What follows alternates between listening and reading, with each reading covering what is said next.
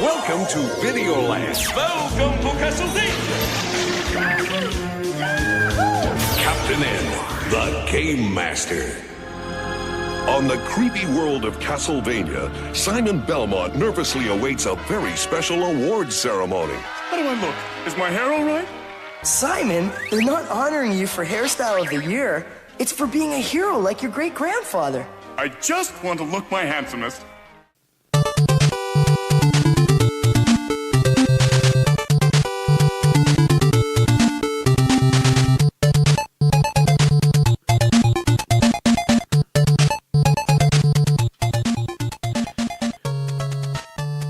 Hello, and welcome to Sideshow. I'm Jacques. I'm Joe. We are today going to delve into one of the worlds that Joe has loved for a long time, probably close to 30 years. It is Castlevania. Yeah. Oh, my God. Castlevania. It just, it gets better with age. No, it doesn't, actually.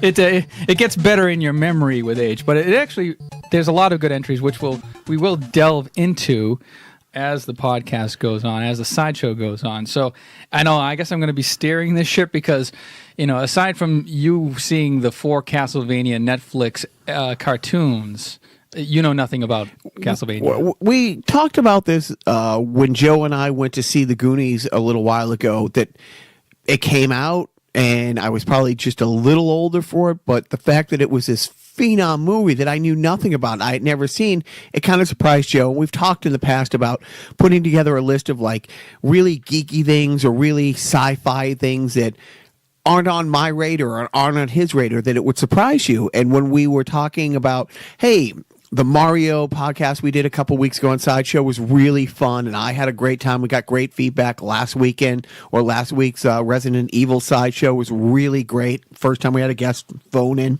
And I'm like, we should do more of these. And Joe says, well, let's do Castlevania. Completely, I absolutely knew nothing about it.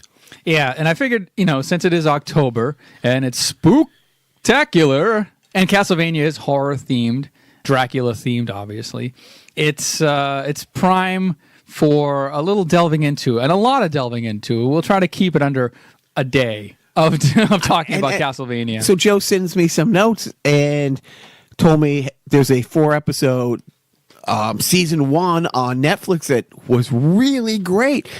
I did not know that it's graphic novels, it's comics, and it's video games going all the way back to 87. So this is the 30th year in the United States. I guess you said it came out in Japan in 86. Yeah, so I guess we'll dive right into it. Castlevania debuted in Japan on September 26, 1986. North America, May 1st, 1987. So for those of you who are not familiar with Castlevania, it is a video game series that started on the Nintendo Entertainment System, and it follows the adventures of Simon Belmont, vampire hunter. Vampire killer is actually the name of his whip that is used to vanquish Dracula in each and every game.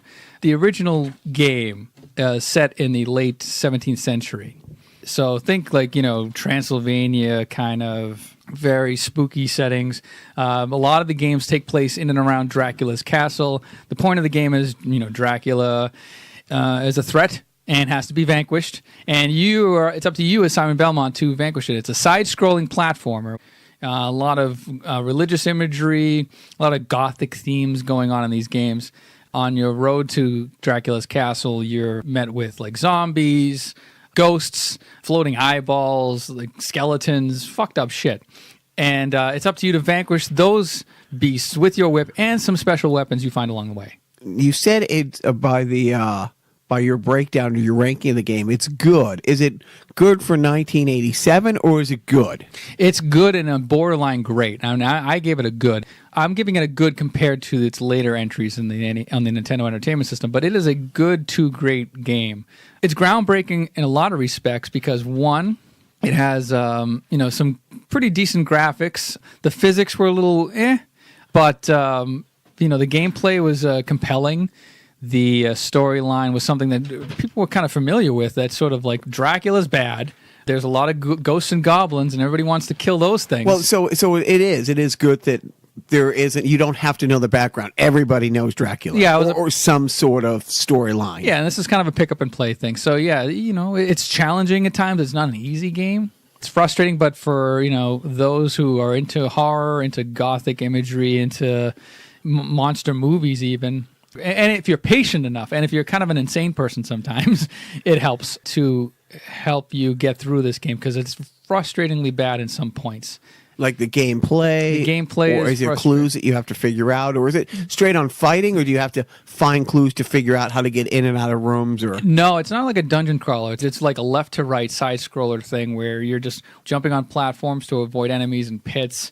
You're using your whip to whip like candles and lamps that are on walls that can reveal hearts, which aren't life. They don't replenish your life. They're actually used for the number of weapons that you can use. So there's special weapons involved too that you pick up along the way. The mainstay weapons of choice, aside from the whip, you have your axe that you throw in an arch. You have a cross, which is kind of like a boomerang that goes from one end of the screen to the other. Holy water, which is something that is very short range, but when it lands, it casts fire. It burns, baby. Oh, my baby. And you also have a dagger that you throw across the screen, and a stopwatch which freezes time for a temporary moment. Yeah, it's very fast paced. There's a timer. There's a point system. There's you have a life meter. But what also made this game very compelling, especially for like the Nintendo, is with any popular game, is the music, the soundtrack. There was like real composers that went into pushing the limitations of what the Nintendo music generators, the sound generators can at 8-bit, right? Based on the limited technology, like I just played at the beginning of the show, that's the vampire killer theme. As good as anything Depeche Mode had out in '86. Now, did it start with the game? Yes. The game started it all. Yes. It was a game that spun off everything else. Right. Okay. It was a game first, and then questions later. When did you first play this game that came out in '87? Gee, I think I might have played it in like '89, like a couple of years later. I think I might have played Castlevania 2 first, and then went back and found Castlevania 1. Yeah, that's what you do. That's what I do. Watched Airplane 2 first. I suck. No, and I think I borrowed it from a friend. I never really got these games. I did get Castlevania 3 on my own when that came out. Like I remember holding the actual box in my hand and opening it up and throwing it out, and then me in the future yelling at me for throwing out the box. Should have thrown out the cartridge and kept the box. Should have thrown out me. Why throw the baby out with the bathwater? Hot water for baby. Hot water. As we circled back. So, when is the last time you've played that game? Castlevania, the first one. Well, probably.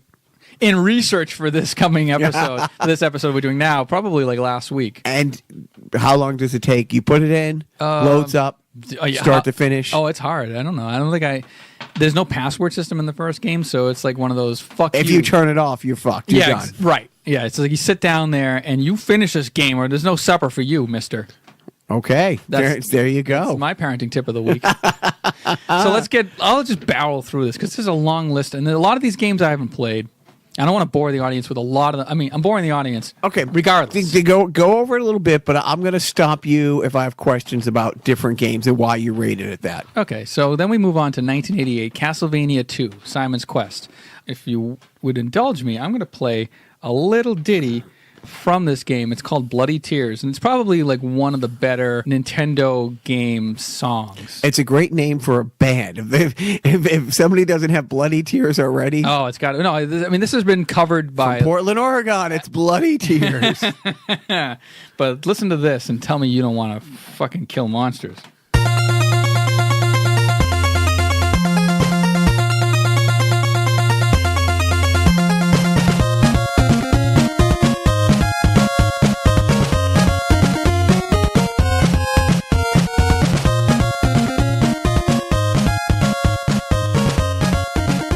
So this song was like one of the more redeeming qualities of the game itself. The game itself is of dubious nature, and for many reasons. One being, it had kind of a poor translation. This game incorporated text. It was more of a backtracking, back and forth game where you would visit towns and different different areas of the game, and you'd have to pick up. This is where you're actually like looking for clues. The premise of Castlevania 2 is that Dracula is he's in danger of being resurrected, but somebody scattered his body parts, in different castles, and you have to go and find each part. Like you have to find Dracula's heart and Dracula's penis, and yes, Dracula's penis. No, there's no Dracula's penis. You're supposed to laugh. I'm so cold. No, I'm thinking, well, Japanese are really, Right, well, they got the women underwear vending machines and video games where you have to find Dracula's penis. Oh, you don't even want to know what the they Japanese lost the war. Yeah, no. But that music was composed, I believe, by Kenichi Matsubara, and this is just it's a good game. But the reason why it's kind of dubious in nature is because there's parts of the game that rely on clues given to Simon Belmont from the townspeople. But in the Japanese version, it makes sense. When they translated it over, there was no real like North American, counterpart to translate from the Japanese like they have now. Right. So they had like Japanese people who spoke English and could write good, and but not good enough. So a lot of the clues didn't make sense to the American audience. And there's like one particular scene where you have to know that to get past a certain point in the game, you have to like go to a dead end wall, kneel before it, holding a blue crystal, and a whirlwind will come up and swoop you along to the next part, to like the final part of the game. You would not know this had you not had like Nintendo Power Magazine or the Internet from the future at that point. Speaking of Nintendo Power Magazine, Castlevania 2 was featured on the cover of the second issue of Nintendo Power and is probably the worst Nintendo Power cover of all time. Why? Because it's kind of cheesy, but it depicts Simon Belmont holding the head of Dracula, like a bloodied head, like pre-Kathy Griffin. Like this is way ahead of its time. Maybe she got the inspiration. This is from '88. So, and of course, parents called up Nintendo and said they gave my kids nightmares and all that shit. So they snowflake. Exactly. So, actually, Nintendo Power in a retrospective of Nintendo Power covers, I think for their 100th issue, they said that was our worst cover of all time. Like it was just like A, it's not lit well. B, it's kind of gruesome, and this is like a magazine for kids. So Mario was probably the first cover. Right, Mario was the first cover, and then all of a sudden you go, "What the fuck is this? Why is Dracula crying with blood out of his eyes?" And it seems like they cranked them out one right after the other. Yeah. Was there a rush, or did they have planned it ahead that Castlevania 1 was going to be such a great seller? We have to have 2 and 3 in development. I'm not sure about that. I'm sure that they probably looked at it as a franchising opportunity, but the way that I'm sure those bastarded Konami worked their workers to the bone, I'm sure they just said, they saw the sales on day one and said, we're making a second game and you're not going to sleep until it's made. So it goes from 2, but then it takes a break before it goes to 3. For the Nintendo, no, but we move on to 1989, Castlevania The Adventure, which is a Game Boy version. It's the first Game Boy game. Okay. Yeah, so this is for the Game Boy. It's a different platform, different graphics, same kind of play style, a little clunky. Different storyline? It's actually, you're playing as Christopher Belmont. It's the year 1591. It's not the 17th century. That's like 200 years earlier. Yeah, it's like about 100 years earlier. You're an ancestor of Simon Belmont. And it's a pretty good game. It's an okay game. The music's good, but they do improve upon that with the sequel, which I'll jump ahead to, Belmont's Revenge in 91 for the Game Boy. Much better music, gameplay, graphics, just an all-around better game.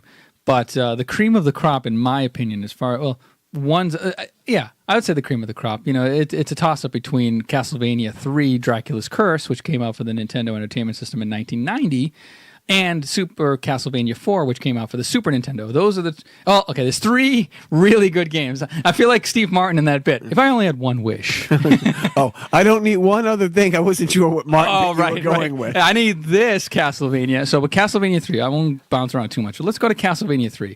Castlevania 3, Dracula's Curse. It's the year 1476. You're playing as Trevor Belmont. This is what the Netflix special is based on, by the way. This sort of storyline. This particular game.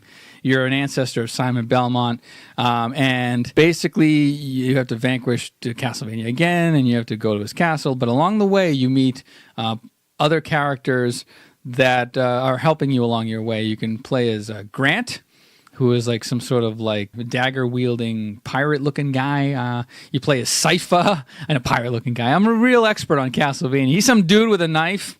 You know, he could be either in Castlevania or in West Side Story. Like, he has a knife. So I watched the Netflix series, as we had spoken. Absolutely fantastic. Are any of those other characters the speakers?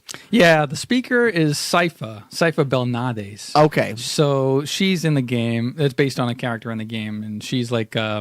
She has sorcery. She's sorcery. Yeah, she has like magical powers, and she's kind of weak in the game, but she does have like powerful magic spells and magic abilities that are powerful against enemies. But there's a little bit of a sacrifice there. When we on this past week's Carnival Personnel podcast and did the random video game play of the week, you thought it was Castlevania 3 because of the space on the wall, but then you remembered no, there's a space on the wall because you had it in your system. Yeah, that's right. I played it. But it's a little bit hard because, and that game does have a password system, which is great because you can, drop what you're doing and come back to it later. And it is a long game. But you also, one more character you play is Alucard, who is like the Damphir's son of Dracula. Damphir is like a living vampire, but who also was in the Netflix. Yeah, exactly right. So Alucard is, which is Dracula spelled backwards.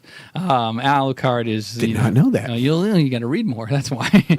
So you play as Alucard, and he has other abilities too. He can turn into a bat, which is cool. But I do want to mention one thing about this game, which makes it particularly great, is the music. The music I'll sample here a little bit. Here is the music that we got on the Nintendo Entertainment System version in America. This is I think called Beginning.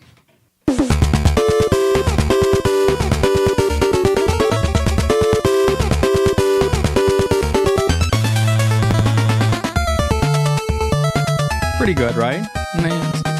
I didn't hear anything better on Miami Vice, the original TV series. It's got a beat you can dance to it. So I bring this up because in Japan they got a more beefy soundtrack because they added a something called the VRC chip, or the VRC6 chip, which provided 6-channel sound versus the 4-channel sound that we got in America. They didn't incorporate that extra chip in the card to give them like this more beefed up, souped up, like the Phil Spector wall of sound is what you're saying. Exactly right. So this is what Japan got.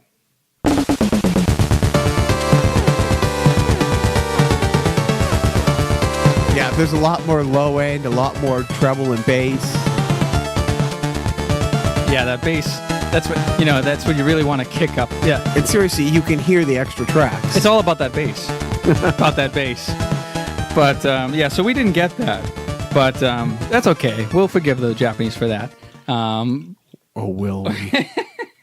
Yeah, so that's probably one of my top video game soundtracks of all time. That, Mega Man 2, at least for the Nintendo Entertainment System. So moving right along. But that is the first of the games that you listed as great. That's a great game. It's a great game. It's a hard game, but it's worth playing. So now we move on to Super Castlevania 4, another great game. The first Super Nintendo Castlevania game. You play again as Simon Belmont. It's the year 1691. And this... You're using your whip and all the other special items as you would normally, but this is more of like a original Castlevania game. It's basically it's almost like a retelling of the first Castlevania game, but it's a lot more versatile. Whereas in the old game you could only whip in like 2 directions, back and forth. This you could whip in 8 directions. Do you have this? Do not. But you've played this yourself. Yeah, this is a great game. I think I did have it at one point, and then I sold it. But this is a fantastic game. Great music. It's probably one generation's best, like what they consider to be the best Castlevania game. It took advantage of the Mode 7 chip. It would allow the Super Nintendo to rotate the background, to do really good special effects that was not previously available on the Nintendo Entertainment System, and it added more depth to the gameplay. I'll briefly mention Rondo of Blood, which came out only in Japan for the PC Engine Super CD. Back in 1992, about the same year that we got Super Castlevania 4. This was remade a couple of times for the U.S., but you play as Richter Belmont, a descendant of Simon Belmont, the year 1792. That's a great game. That's a really hard game, but the original game was not available to the U.S., so I'll Can I ask over a that stupid one. question? There are none here. Is it always the same Dracula? And what I mean by that is, with Batman, because it's always going to come back to the paths of Batman, Ra's al Ghul has been around for hundreds of years. The Ra's al Ghul that we know, but whoever is the head of the League of Assassins is Ra's al Ghul. So they keep the same title. It's like king or what. But it's a different vessel. So if they keep killing Dracula, like you kill Dracula at the end of every game. That's it. You're right. Dracula is vanquished, but then usually they're brought back by an order that uses a vessel. I mean, in these games, it's almost like in the first games, it's almost like the original Dracula. His soul goes to hell, Exactly. but then somebody else finds a sacrifice. The Right. soul And inherits brings it that back. body. Right. Kind of like the Mummy franchise in the movies. Right, That's what they're as long as you salvage the bones of Dracula, and you sacrifice somebody, you say "Mecca lecca hi, mecca hiney ho," he'll come back. But yeah, I'm sure there's multiple incarnations of Dracula. I don't get that deep into it, Could man. we get more Pee-wee Playhouse references in all the please? Yes. Okay.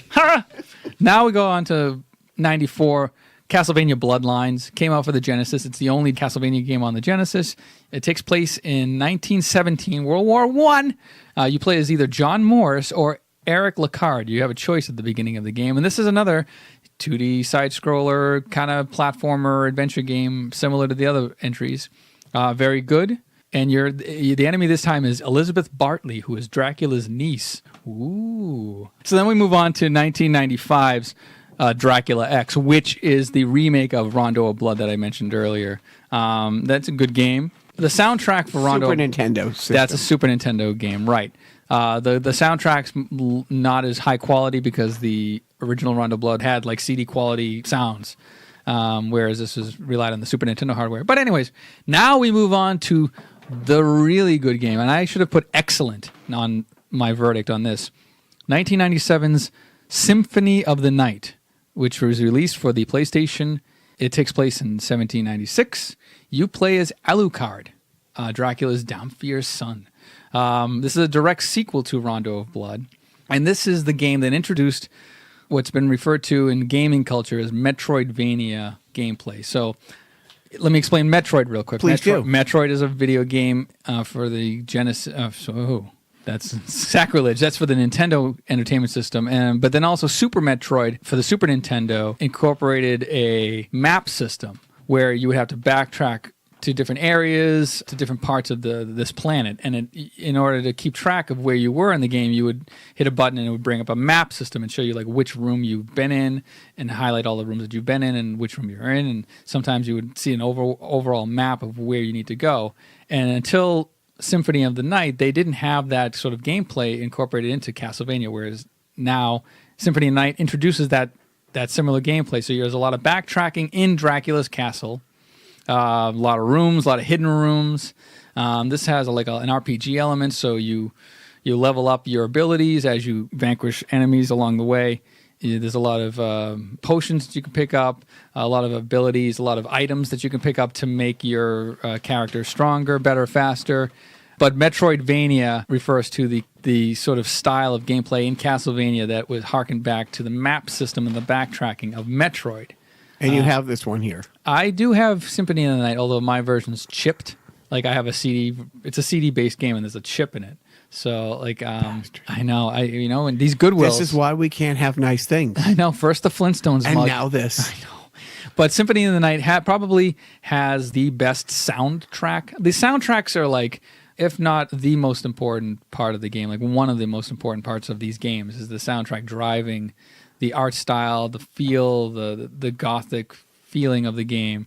In order to make a game that's great is give it a good soundtrack, if not an amazing soundtrack, so that you're not fucking annoyed playing this game for hours and hours on end, listening to the same one note kind of songs over and over. I mean, the library of songs that are born out of these Castlevania games are endless. I mean, they have, each game has dozens of songs for each individual area, so. And so far, this seems to be the one you got most excited about. Is this your favorite? I didn't play it when it originally came out. I got into it way late, only maybe 5 or 10 years ago. But then I played it and I was like, oh my god, this is a very, very good game. It's It's a long game. You play half the game with inside the castle, and then you reach a point, spoilers, where you vanquish a boss, and then all of a sudden you have the castle turns upside down, and you play the entire second half in the same castle, but everything's upside down. But it's like an Escher painting now. Exactly, yeah. So now you're in the upside down, essentially. Oh, you see what he's done there? But yeah, this is a great... We're sponsored by Netflix, by the way. So Symphony of the Night, excellent game. Just like a masterpiece, really. And then we move on to Castlevania. And we have a drop-off. Right, Castlevania Legends, a Game Boy entry. You play Sonia Belmont. It's the year 1450. The producer, one of the producers of this game, Kori Iragashi, he considered this an embarrassment to the timeline. He thought that the game just sort of just went way off the rails, had nothing to do with the original kind of storyline or in the canon. So he officially pulled this game from the timeline. Like he's just disavowed this as this game does not exist in his mind. That just goes to show you how good of a game it is and how you should probably avoid it at all. Yeah, no, I guess it's an open... No, it actually probably makes it more valuable to have. Right, exactly, So and the box it came in. 1999, you see Castlevania 64. It's called Castlevania officially, but it's referred to as Castlevania 64. It's the first 3D game in the series, not the 2D side-scroller. You're playing as Carrie Fernandez or Reinhard Schneider. Reinhard Schneider is an heir to the Belmont. It takes place in 1852. It's a 3D game like you would play on the Nintendo 64, like a Legend of Zelda or Mario. In 99, how good was the technology? Was it that the game was off, or just the technology wasn't really ready? Yeah, I think the programmers were just like, okay, now we have to make a game that's so deeply rooted in the 2D style. Now we're going to make a 3D version of it, and they struggled with it a little bit. It wasn't it was a bit of a stumble. It had some camera control issues as well, so they didn't do it any favors. And then you follow that up with Legacy of Darkness. So it garnered a sequel, apparently. Either that or they just had both work. They probably did them at the same, because they both came out in the same year. Right. I mean, they were probably working on it simultaneously. This one took advantage of the N64 expansion pack, basically just gussy up a turd. I can't see the corn in this turd unless I put the expansion pack in. Wow, look at that corn. I can almost smell it.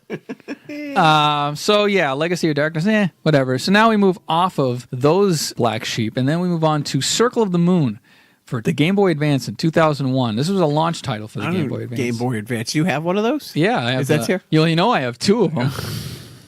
Wow. What was that, about 4 weeks ago we did the Joe breakdown games? Oh, wow. Right. Do you have this game? I do. Fantastic. Yeah, I actually do. This was a very good game. It returned to form, 2D style, similar to Symphony of the Night. You play as Nathan Graves. It's the year 1830. You're rescuing your kidnapped mentor from Dracula. This incorporates a dual setup system, which I won't get into. It's a magic card system. It's a fucking good game, all right, man? It took advantage of... It actually showed what the capabilities of the Game Boy Advance could be. And for a launch title, it was very well received. And it had good soundtrack, good graphics. It had that same kind of backtracking style, like I said, going forward, a lot of these games have that sort of Metroidvania style. A lot of exploration. And, It was good. It was I call this a great game. Move on. Castlevania Chronicles for the PlayStation 1. It's a remake of a game that came out in Japan for another obscure system. It's a pretty good game. 2002, Harmony of Dissonance, another Game Boy Advance game, follow up to Circle of the Moon. You play as Just Belmont, grandson of Simon. Maybe it's Just. Do you have this one? I do not. I don't think after Circle of the Moon, I might have like one other game for like the Xbox 360, like the later games. Okay. So, but I have played these. I just don't have them. Wink, wink. Harmony of Dissonance, another great game, or good game, I call it. 2003, Aria of Sorrow. You play as Soma Cruz. It's set in the future. The year 2035. You're a teen with occult power. Soma gets this power because he was going to be a vessel for the reincarnation of Dracula, and then like in mid transformation or ceremony, like something shit hits the fan, and then like he hightails it out of there. But then you're off to vanquish whatever's left of the order of whatever. Hey man, I don't fucking know. After my eyes gloss over after a certain time with all these Castlevania entries. But I mean, it's funny that they've going 14 whatever or 16. Then you had a 1917 World War I, but now all of a sudden you're in the future. Right. It's cool, I guess. It really, at this point, the draw of these games is the style and the substance, but this really like the 2D platforming, the adventuring, the leveling up, the RPG elements, the map system, all that. It's just like these like deep, kind of deep games, not too deep though. Is it the same developer the whole way through? This is all developed by Konami. Okay. The once great and all powerful Konami. They were it. They were the shit. They were so prolific in game making in the early 80s and 90s, in the 80s and 90s for the Nintendo Entertainment System, that Nintendo had a policy where you couldn't make more than 6 games, or is it 3 games a year for the Nintendo Entertainment System. So to get around that, Konami spun off Ultra games so they could double their production. So like the game Teenage Mutant Ninja Turtles for the Nintendo Entertainment System was really developed by Konami, but it was put out by Ultra games. Right. But Konami you can thank for a slew of games, Castlevania, Contra. That's why I knew the name. I'm like, why do I know it? Why do I know? Konami code. Right. Up, down, left, right, left, right. Yeah. So right. But Konami's kind of fallen off in recent years if you've followed them. Oh, we'll move on. PlayStation 2, Lament of Innocence, 2003. 3D action game. I guess it's a good game. I haven't played it myself. It's a 3D game. It takes place in 1094, so this is sort of an origin story for the Belmonts. You play as Leon Belmont, and it's sort of the start of their fight against Dracula. The clan of the Belmonts, that is. 2005, Dawn of Sorrow, the first Nintendo DS game. And there's 3 DS entries, and all of them are very good.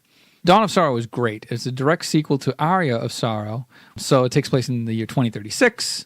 Who fucking cares? No, it's funny. I'm boring myself. No. The game before was the oldest data game, back at these are truly a century apart. Right. And a lot of the times, I think there's like multiple teams working, on different games at the same time. Like the team that worked on Dawn of Sorrow worked on Aria of Sorrow, which was the Game Boy Nintendo lineage. But then the PlayStation game was probably produced by another team at Konami.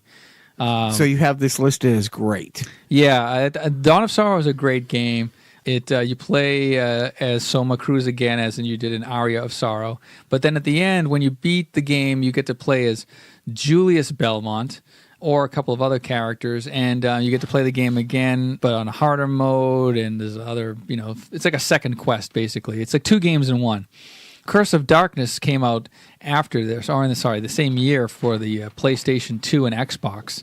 It's another 3D adventure game. It takes place in 1479. First Xbox game? Yeah, it's like the first PlayStation 2 Xbox game. And, I guess it's an okay game. Portrait of Ruin came out in 2006 for the Nintendo DS. It's set in World War II Europe.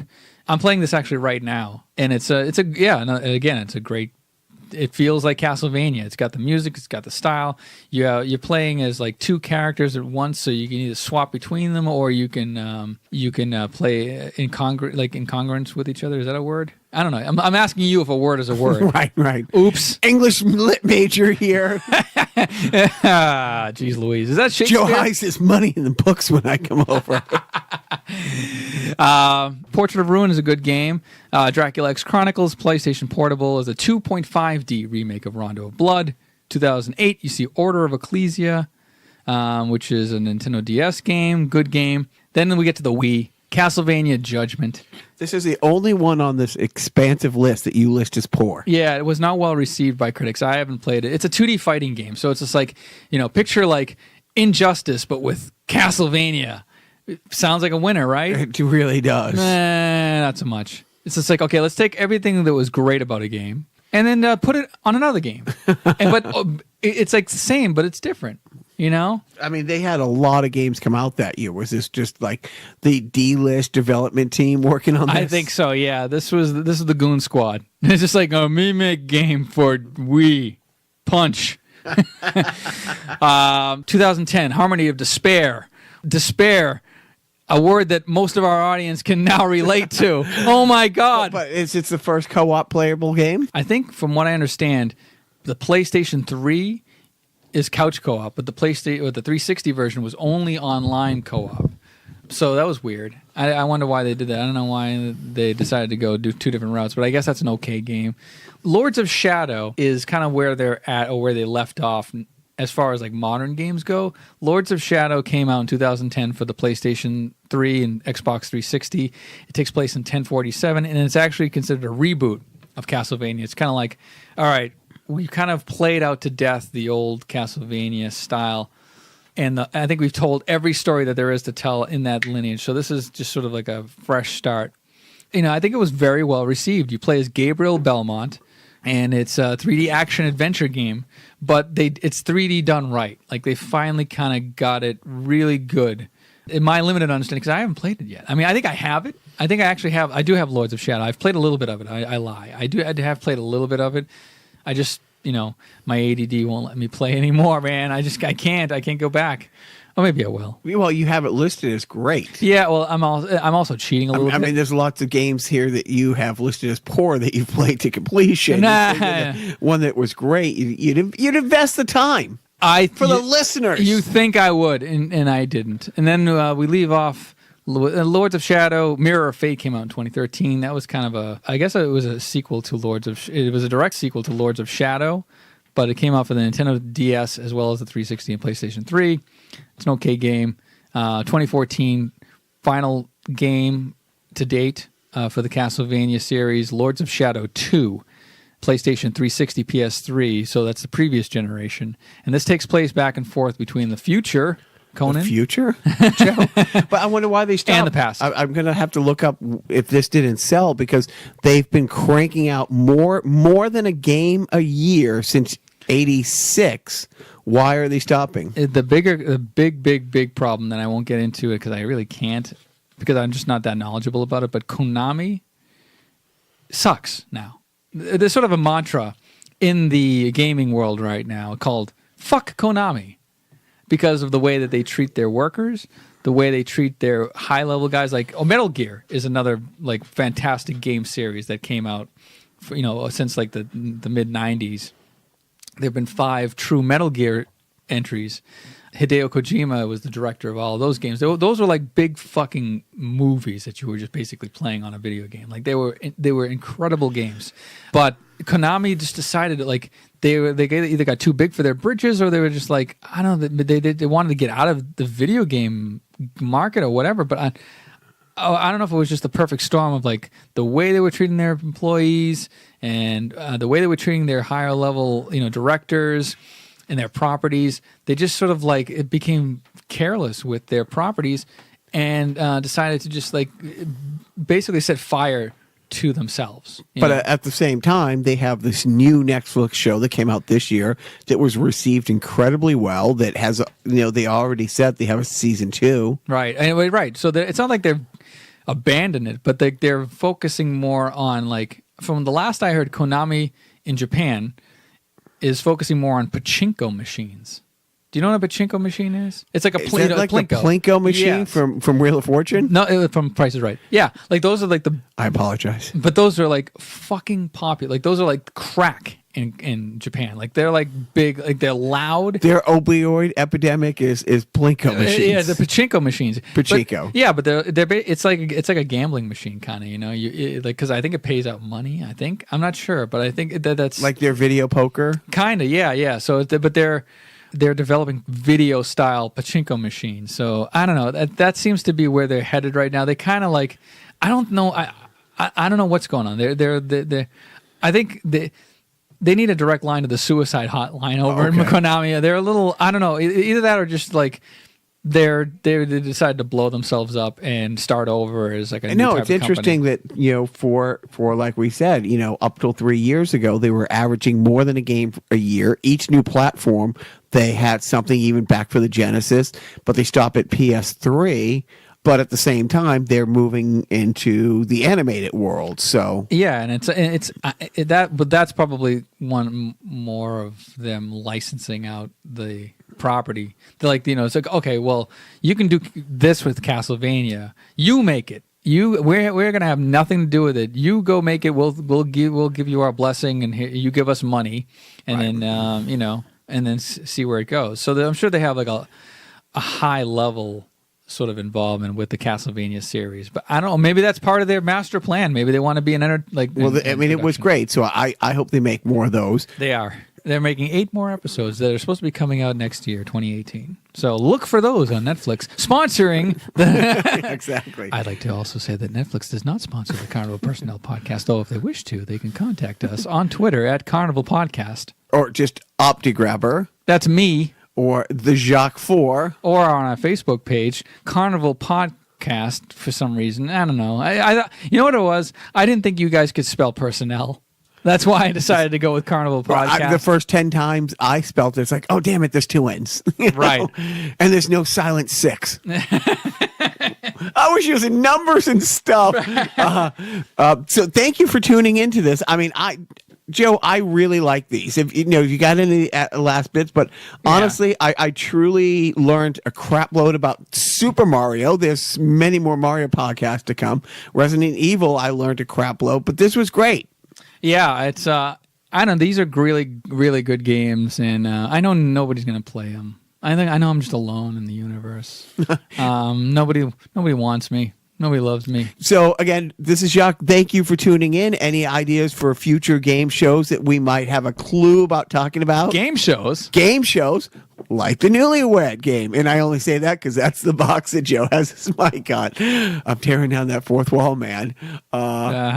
Anyways, this has all been great, but what I really want you to remember is to not forget